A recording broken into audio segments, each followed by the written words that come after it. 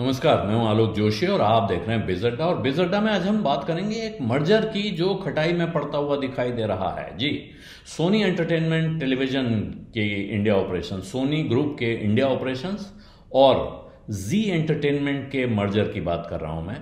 और ये मर्जर अब पूरा होना है अगर सब कुछ हो जाए, क्योंकि ये इस मर्जर को पूरे रेगुलेटरी अप्रूवल मिले हुए हैं, सारी परमिशन उनके पास हैं।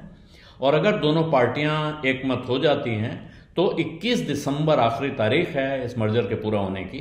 उसके बाद उम्मीद है कि अब आगे एक्सटेंशन नहीं मांगा जाएगा। लेकिन इस बीच एक बड़ी खटाई प्रॉब्लम दिख रही है, एक बड़ी समस्या दिख रही है, जिसकी वजह से ये मर्जर खटाई में पड़ने का खतरा पैदा हो गया है। और वजह क्या है कि कौन होगा उस नई कंपनी का हेड, उसका मुखिया, जो कंपनी बनेगी सोनी और जी के मर्जर से। वो कंपनी जिसके पास 75 चैनल होंगे, जिसका भारत के एंटरटेनमेंट और न्यूज़ के कारोबार में 37% हिस्सा होगा, एंटरटेनमेंट के कारोबार में 37% का स्टेक होगा, जो अभी स्टार के लगभग 24% के हिस्से से काफ़ी बड़ा होगा और ये मार्केट लीडर होगा। ये 1000 करोड़ डॉलर की कंपनी होगी। तो ये भारत की सबसे बड़ी मीडिया कंपनी होने जा रही है। ये सारा समझौता हो चुका था, सौदा है, 50% से ऊपर की हिस्सेदारी इस नई एंटिटी में सोनी की है। इसके बावजूद वो जी के मुखिया और जी के संस्थापक सुभाष चंद्रा के बेटे पुनीत गोयनका को इस मर्ज्ड एंटिटी का मुखिया बनाएंगे, इसके सीईओ के पोजीशन पर रखेंगे। ये समझौता दोनों पार्टियों में हो चुका था। फिर क्या हुआ है? अब हुआ यह है इस बीच कि जून के महीने यह समझौता हुआ था 2021 में दोनों के बीच में, कि सब कुछ होने के बाद कंपनी जब आगे बढ़ेगी तो पुनीत गोयनका उसको हेड करेंगे। लेकिन इस साल जून में सेबी ने पुनीत गोयनका के खिलाफ एक ऑर्डर पास किया। इसमें ऑर्डर पुनीत गोयनका और उनके पिता यानी जी के फाउंडर सुभाष चंद्रा के खिलाफ है। इन पर आरोप है कि इन्होंने कंपनी में अपनी पोजीशन का बेजा इस्तेमाल किया और कंपनी के डेट रीपेमेंट को कुछ इस तरह से किताबों में दिखाया कि उसके जरिए इनके अपने कर्जे कवर हो गए और इन्होंने कंपनी से पैसा निकाला, यानी साइफन किया है। ये ऑर्डर जारी करके सेबी ने पुनीत गोयनका के कामकाज पर रोक लगाई थी। हालांकि बाद में सैट से, सिक्योरिटीज अपीलेट ट्रिब्यूनल से पुनीत गोयनका को राहत मिली है। सेबी के उस फैसले पर रोक लग गई है, उस पर स्टे मिल गया उनको।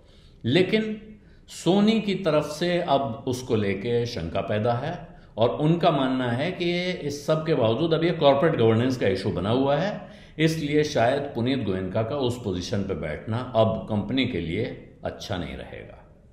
ये पेंच फंसा हुआ है और ये पेंच लंबा फंसा हुआ है और अब आसार इस बात के दिख रहे हैं कि अगर जल्दी ये मामला रिजॉल्व नहीं होता है तो अब सोनी की तरफ से बाकायदा लिख कर दिया जाएगा कि अब हम इस समझौते को आगे बढ़ाने के मूड में नहीं है।